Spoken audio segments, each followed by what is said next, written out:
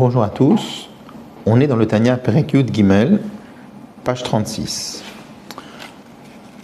On avait expliqué la dernière fois le fait que chez le Benoni on dit Zeveze Shoftan.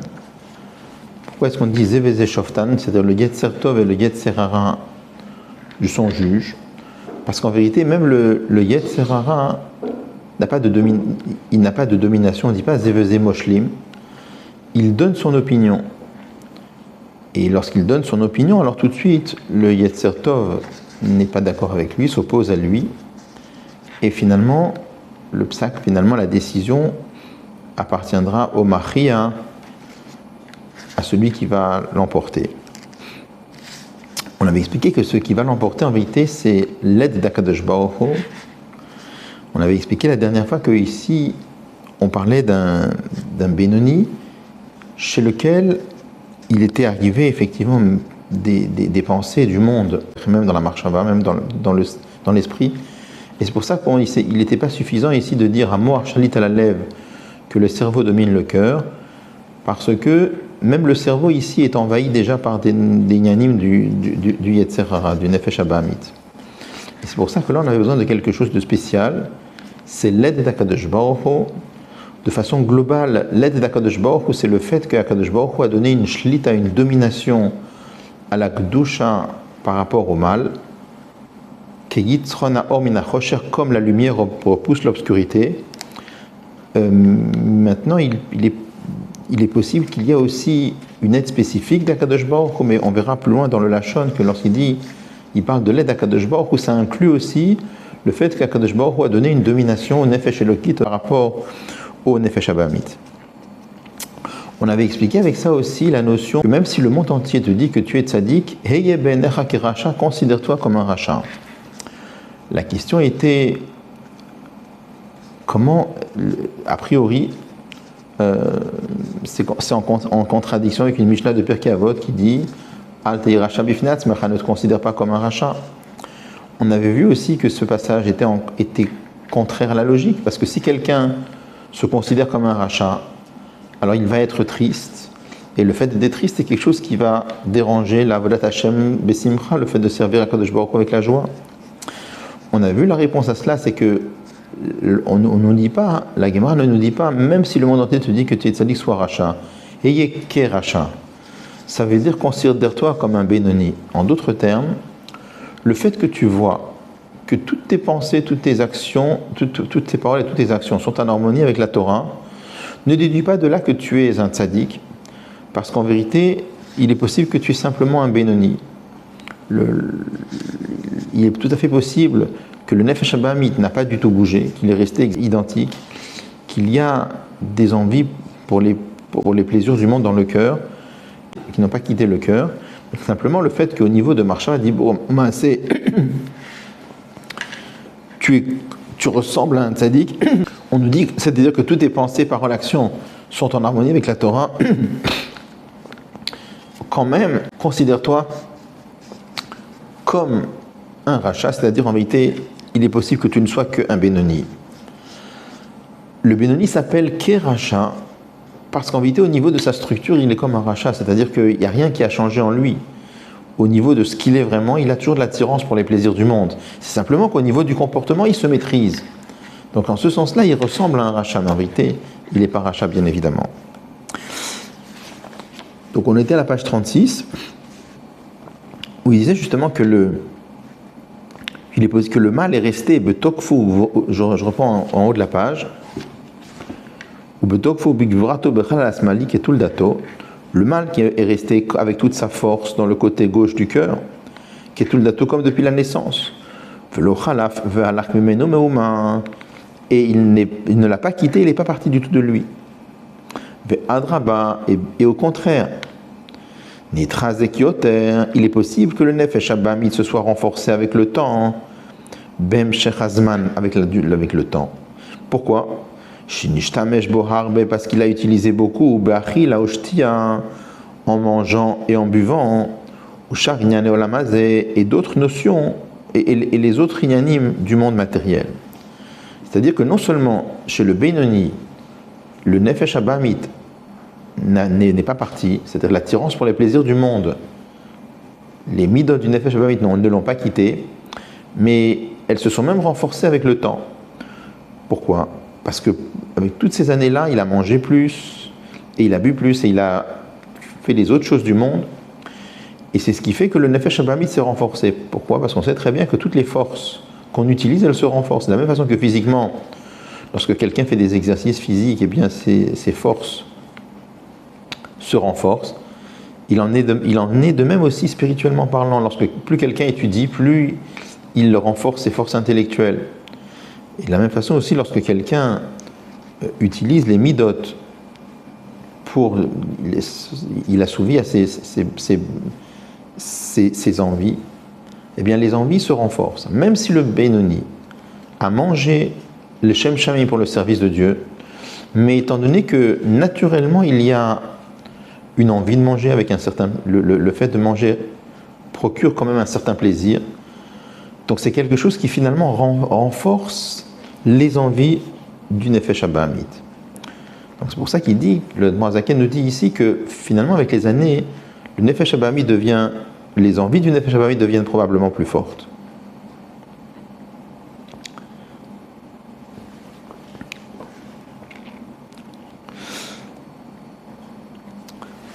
Je voulais préciser aussi qu'il est mentionné avant que même si le monde entier te dit que tu es un tzaddik, considère-toi comme un rachat, il y avait certains grands tzaddikim qui avaient dit qu'ils étaient tzaddikim.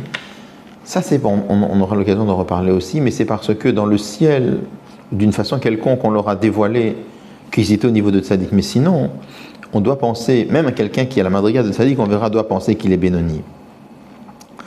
Bon. Là, il va maintenant nous parler d'un autre niveau de Benoni encore. Et même quelqu'un qui a le désir dans la Torah d'Hachem, et il médite dans la Torah jour et nuit l'ishma pour la Torah, c'est-à-dire pour servir Dieu, il veut étudier la Torah pour s'attacher avec Dieu parce qu'il aime HaKadosh Baruch Hu. On a dit Einzu ochacha klal, ce n'est absolument pas une preuve chez Nitre Haramim Komo que le mal a été repoussé de sa place. Et là, mais il est tout à fait possible que l'essence du mal est restée à sa place avec toute sa force dans le côté gauche du cœur. L'essence du mal, on avait dit encore, c'est les midot du Nefesh Abamit, c'est-à-dire l'attirance pour les plaisirs du monde matériel. C'est-à-dire que là, il va envisager maintenant, jusqu'à présent, on parlait d'un Benoni qui était dans les Yanim de monde, c'est-à-dire qu'après sa prière, il est plongé dans son travail. Donc toute la journée, il est occupé, une grande partie de la journée en tout cas, il est occupé avec des occupations profanes. Et en vérité, puisqu'il est occupé avec des occupations profanes, il peut sentir qu'il a de l'attirance pour les plaisirs du monde, parce qu'il est plongé dans les yanim du monde. Maintenant, on envisage le cas d'un Benoni qui étudie la Torah toute la journée, et pas simplement toute la journée, Yomam Valaïla, le jour et la nuit, qui médite à la Torah, qui pense à la Torah toute la journée, donc il n'est pas du tout plongé dans les yanim du monde, et donc en fait, il ne ressent pas d'attirance pour les plaisirs du monde, parce qu'il n'est pas investi dans les yanim du monde. Donc on va voir que même là, on veut expliquer qu'en vérité, il n'y a pas de preuve qu'il est tzaddik. Il est tout à fait possible que le mal, c'est-à-dire que l'attirance pour les plaisirs du monde est restée dans son cœur. Rak seulement, chez le vouchav, que ses vêtements, Shem qui sont marshava dibourma, c'est shel nefesh abamit, qui sont les pensées, les paroles et les actions de l'âme animale, et Inamet Lapshim ne s'habille pas, Bemoach dans le cerveau, VAP et la parole, et la bouche, pardon, Veayadaim et les mains, ou Charevriagouf, dans la main et les autres membres du corps, Mipne Hashem, à cause d'Hashem, Shenatan Shlita ou Memshal, à la moach, la lèvre, qui a donné une domination de l'esprit sur le cœur. C'est-à-dire, il dit, chez ce Benoni-là, il est tout à fait possible que la raison pourquoi le Nefesh Abamit ne lui fait pas commettre de transgression en pensée, en parole ou en action. C'est-à-dire que le Nefesh Abamit ne s'habille pas ni dans la pensée, ni dans la parole, ni dans l'action. La pensée, c'est le cerveau, la parole, c'est la bouche. Ayadaim et Shariv Reagouf, les mains et les autres membres du corps, ça c'est l'action. Il dit, à cause du fait que Hachem a donné une domination, la mort à la lèvre. Vous voyez, ici, il ne dit pas à cause de l'aide d'Hachem dont il avait parlé avant. Parce qu'ici, on parle, comme on avait dit dans la page Yutret, la page d'avant. Parce que là-bas, on parlait d'un Benoni chez lequel il y avait déjà des pensées du monde qui étaient montées à l'esprit. Là, on parle d'un Benoni qui est toute la journée, Yom HaMalayla, dans l'étude de la Torah, et pas stam l'étude de la Torah, mais l'étude de la Torah Lishma, l'étude de la Torah pour Akadosh Baruch Hu, il aime Akadosh Baruch Hu, il veut se rapprocher d'Akadosh Baruch Hu encore plus. Eh bien, il est possible que il veut dire la chose suivante, il est possible qu'en vérité, son effet Shabamit n'a pas bougé. Et potentiellement, il aurait pu lui faire commettre des avérotes. Et pourquoi il ne lui en fait pas? Parce que Amor Shalit à la lèvre. Mais même cette notion de Mor Shalit à la lèvre, d'où vient ce Mor Shalit à la lèvre? C'est Akadosh Baruch Hu qui a créé cette capacité chez l'homme de Hamor Shalit à la lèvre. C'est pour ça qu'il dit Mipne Hashem, à cause du fait que Hashem a donné cette domination du mot de l'esprit sur le cœur. Et c'est pas la même chose que de ce qu'on avait dit dans l'autre page, parce que là-bas on parlait de net d'Hachem, c'est-à-dire cette domination globale du Nefesh Elokit sur le Nefesh Abamit, ou peut-être même le fait que Hachem l'aide ponctuellement. C'est difficile à voir exactement dans les mots du Tanya ce que ça veut dire, mais là par contre, on parle de cette force qu'Akadosh Baruch Hu a donnée que Hamoar Shalit à la lèvre.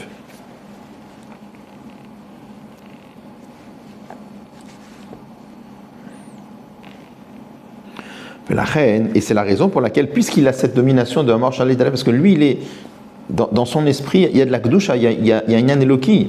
Dans son esprit, il est dans la Torah et la Torah Lishma toute la journée. Donc, dans son esprit, il y a quelque chose de divin. Alors, chez lui, il n'y a pas de problème pour la notion de Hamor Shalit al-Lev. La reine, et c'est la raison pour laquelle, que l'âme divine qui est dans son cerveau, elle domine la petite ville, qui sont les membres du corps, Kulam tous, pour que les membres du corps soient un vêtement et un char, soient complètement soumis aux trois levushim de l'âme divine, pour que les vêtements de l'âme divine s'habillent dans le corps, qui sont les pensées, paroles, actions des 613 mitzvot de la Torah. Mais par contre, l'âme divine elle-même, l'essence de l'âme divine, ce qu'on appelle ici l'essence de l'âme divine, c'est-à-dire les kochot de l'âme divine. On avait déjà expliqué plusieurs fois que dans le Tanya, quand il dit l'essence de l'âme divine ou l'essence de l'âme animale, il parle des kochot, même si ça n'est pas l'essence à proprement parler. Mais dans l'écoute des Torah, l'Admor Zaken dit lui-même que lorsque dans le Tanya, il parle de l'essence du Nefesh Abamit, il veut parler des kochot du Nefesh Abamit, ou des kochot du Nefesh Elokit. Mais en réalité, l'essence de l'âme divine n'a pas de domination sur l'essence de l'âme animale. En d'autres termes, les kochot de l'âme divine n'ont pas de domination sur les kochot de l'âme animale. Il a toujours de l'attirance pour les plaisirs du monde. Pourquoi est-ce que finalement il n'y a pas de transgression, ni en pensée, ni en parole, ni en action? Parce que Amor Shalit à la lèvre. Ki'im, si ce n'est, il y a un seul moment chez le Benoni dans lequel il y a une vraie domination du Nefesh Elokit par rapport au Nefesh Abamit, c'est-à-dire des kochot du Nefesh Elokit par rapport au Nefesh Abamit, Besha Shavat Hashem ou Beit Galut Libo, c'est au moment où l'amour de Dieu brille dans son cœur, dans des moments spécifiques, comme par exemple au moment de la tfila. On avait déjà dit avant, dans le Péricule de Beth, qu'au moment de la tfila, le Benoni a un amour de Dieu qui brûle comme des flammes de feu. Et à cause de cela, il n'y a plus d'attirance pour les plaisirs du monde au moment de la tfila. Mais même là, on va le voir tout de suite, il s'agit qu'une domination, c'est-à-dire l'âme animale n'est pas du tout annulée. C'est simplement que, étant donné qu'il y a l'amour d'Akadosh Baruch Hu dans son cœur, ça fait qu'il ne peut pas y avoir au même moment de l'amour pour les plaisirs du monde. C'est ce qu'il dit tout de suite. Vav gam zotapam, et même à ce moment-là, et narak shlita même shalalevad. Ça n'est qu'une domination du nefesh elokit par rapport au nefesh abamit. Mais il n'y a pas de il n'y a pas de bitoul, il n'y a pas d'annulation du mal, et à plus forte raison qu'il n'y a pas de transformation du mal.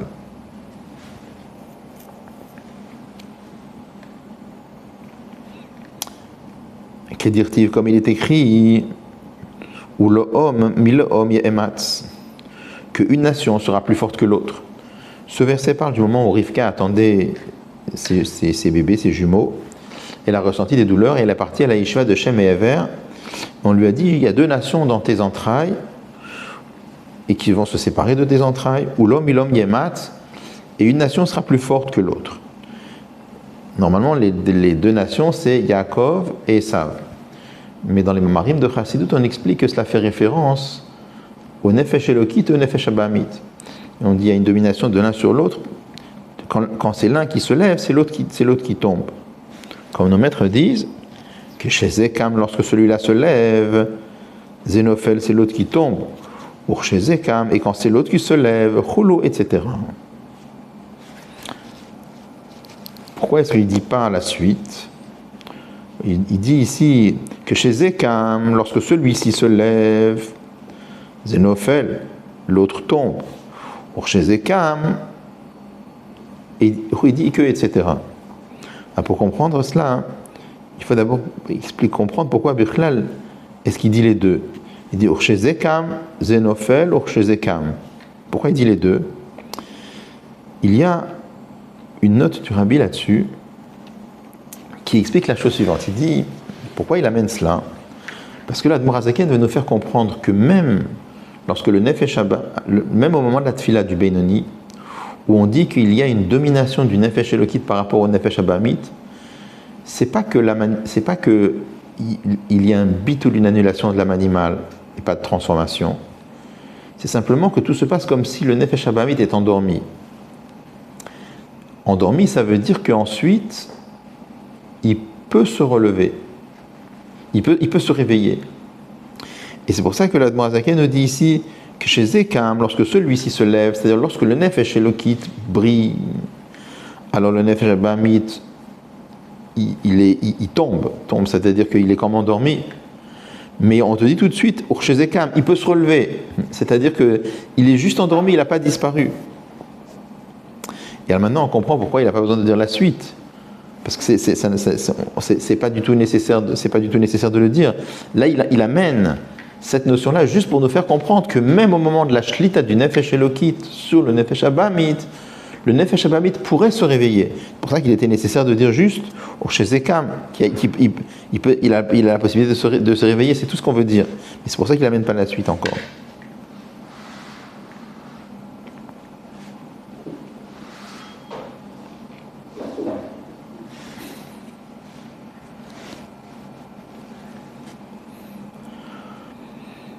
Chez Nefesh Elokit mitametzet ou mitgaberet, c'est au moment de la tfila chez le Benoni, l'âme divine fait des efforts au mitgaberet et elle se renforce al Nefesh Abamit sur l'âme animale, makor agvurot, en utilisant la source de sévérité chez Hibina, qui est la compréhension, c'est-à-dire l'idbonen bigdulat Hashem, pour réfléchir à la grandeur d'Akadosh Baruch Hu.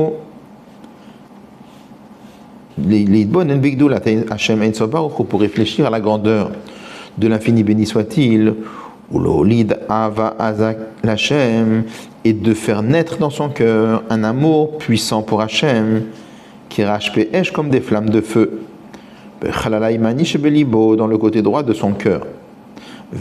Et alors, c'est une fois qu'il aura cet amour de Dieu dans son cœur, cela va courber le côté opposé, c'est-à-dire ça va courber la klipa, qui est dans le côté gauche du cœur. Pourquoi il mentionne ici la notion de bina qui est makor agvorot? On sait que les séphirotes, lorsqu'on parle des 10 séphirotes, elles sont souvent représentées dans les Sifrei Kabbalah en 3 kavim, 3 directions, c'est-à-dire qu'elles ne sont pas l'une sous l'autre. Donc on a par exemple Chokhma à droite, Bina à gauche, Dat au milieu, Chesed à droite, Gvura à gauche, Tiferet au milieu. Donc en fait, on voit qu'on a Bina qui est au-dessus de Gvura dans le côté gauche. Donc, si on prend toutes les séphirotes qui sont du côté gauche, on a Bina, on a Gvura, et Gvura donc est en dessous de Bina, c'est-à-dire que la source de Gvura c'est Bina. Il mentionne aussi parce qu'il y a un principe qui nous dit Eina Gvurot nimtakin ela beshorshan, pour adoucir les choses qui sont issues de Gevura, c'est-à-dire que les choses négatives qui sont issues de la sévérité, on a besoin de faire appel à la source de la sévérité. Donc comme on veut ici adoucir, affaiblir en tout cas l'âme animale, alors on a besoin de faire appel à la source de Gvura qui est Bina. Donc le fait de réfléchir à la grandeur de Dieu, c'est quelque chose qui va réveiller un amour de Dieu très fort dans le Nefesh Elokit, et c'est quelque chose qui va faire dormir, si on peut dire, les midot du Nefesh Abahamit à ce moment-là.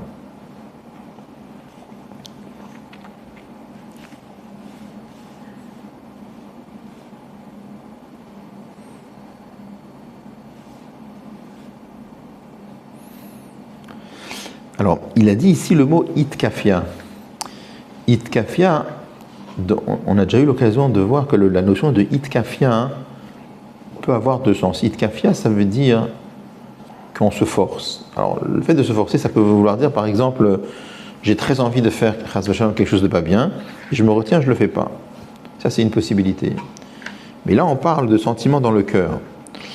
Lorsque le Nefesh Elokit a un amour pour HaKadosh Baruch Hu qui est très très fort, alors cet amour s'impose au Nefesh Abahamit, ce qui fait que le Nefesh Abahamit, sur le moment, ou bien il peut être complètement endormi, ou bien il peut aussi lui-même avoir un moment d'amour pour HaKadosh Baruch Hu. L'amour d'HaKadosh Baruch Hu s'impose à lui, mais c'est parce que ça s'impose, c'est une lumière qui s'impose à lui, donc ça s'appelle aussi Itkafia, c'est pas quelque chose qui va le transformer.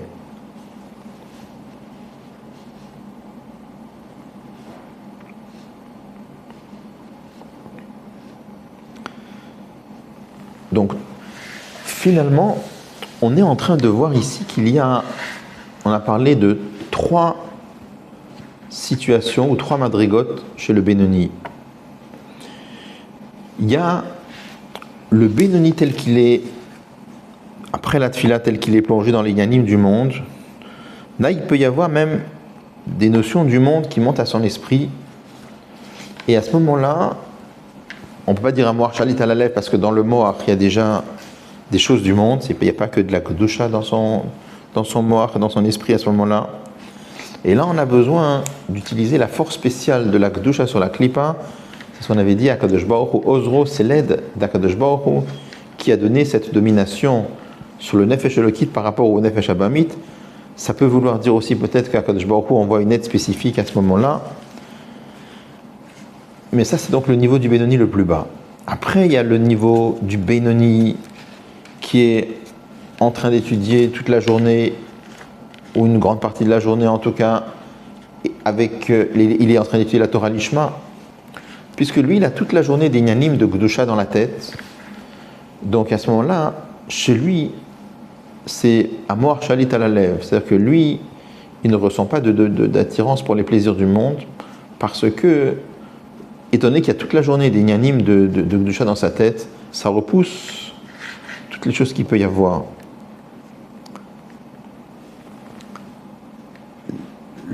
Après, il y a le moment de la Tfila. Au moment de la Tfila, là, il y a l'amour de Dieu dans son cœur. Et à ce moment-là, il y a une véritable shlita du Nefesh Elokit par rapport au Nefesh Abahamit. C'est-à-dire que là, il peut y avoir le Nefesh Abahamit qui dort, qui peut même avoir même aussi un yan de Avat Hashem qui s'impose à lui pendant la Tfila. Donc ça, c'est le niveau le plus haut. Donc on a parlé ici finalement de trois niveaux. On avait parlé aussi dans le Perek Yud Bet à un moment du Benoni après la Tfila. Après la Tfila aussi, on avait dit Amor Shalit à la lèvre. Mais simplement là-bas, c'était le Réchim, c'était la trace de la Tfila. C'est-à-dire qu'après la Tfila, il n'y a plus le moment de Mochin de Gadlut qui brille en lui, la grande réflexion à la grandeur d'Akadosh Baruch Hu, il n'y a plus en lui. Mais il reste quand même une trace de Avat Hashem à ce moment-là. Il reste une trace de sa réflexion, ce qui fait qu'après la tfila aussi, il peut repousser les envies du monde facilement. Mais globalement, ça reste dans la madriga de tfila. Le Reshimo, c'est la trace de la tfila. Donc finalement, on a trois grands niveaux, si on peut dire. Dans le Benoni, il y a le Benoni, le plus haut, c'est le Benoni pendant la tfila, où là vraiment, il y a l'amour de Dieu qui brille en lui, l'amour du Nefesh Elokit qui s'impose au Nefesh Abahamit, qui peut même faire que le Nefesh Abahamit ait aussi ressente de l'amour pour Akadosh Baruch Hu. Donc il n'y a pas les plaisirs du monde ne peuvent pas du tout s'exprimer. Il ne peut même pas ressentir d'attirance pour les plaisirs du monde. Il y a le Benoni qui est en train d'étudier, qui est Torah Hashem Chefzo, il est en train d'étudier, il est en train d'étudier la Torah Lishma. Donc chez lui, il y a des yanim de Gdusha dans son esprit tout le temps. Et c'est pour ça qu'il peut facilement repousser les yanim du monde à ce moment-là. Et il y a le Benoni qui est plongé dans les affaires du monde. Et après la tfila, où il n'y a plus tellement la trace de la tfila, en tout cas il s'en est bien éloigné, là on a besoin du Ezer d'Akadosh Baruch Hu. Mais le point commun entre tous les trois niveaux, c'est que le Benoni ne commet jamais de transgression, ni en pensée, ni en parole, et ni en action.